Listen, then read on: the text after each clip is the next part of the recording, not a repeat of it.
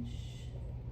Arms off of the carriage. If we're facing forward, probably need a yellow spring. So you can go either for your short loop or your long loop. Sometimes long loop works better.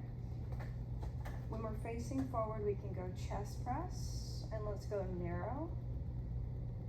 So right elbow comes right by the waist. Reach right in front of the heart. Shoulders don't want to swing to get you there, so that we use our momentum over muscles. Said that backwards.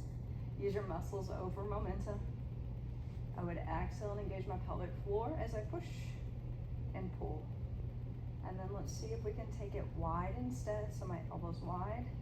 Pull it back in. It stops at the shoulder line instead of pulling behind where you hear the carriage.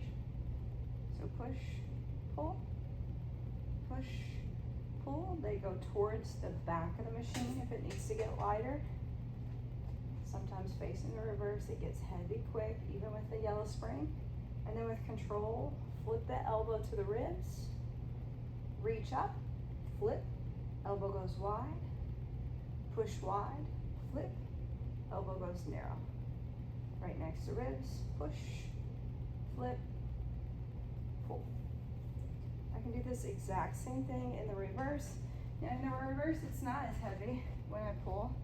So I choose what works for me. If it's the outside arm or the inside arm, usually I would do the inside arm.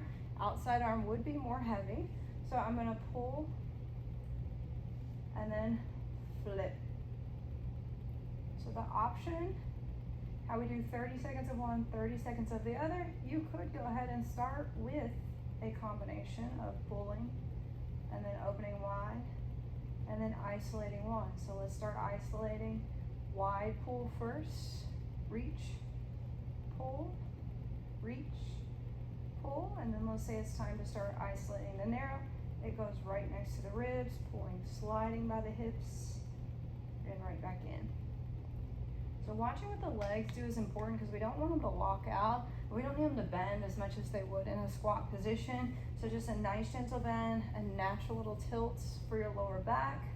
Strong engagement, specifically when I pull from this direction, I'm also pulling from my pelvic floor and my lower abs.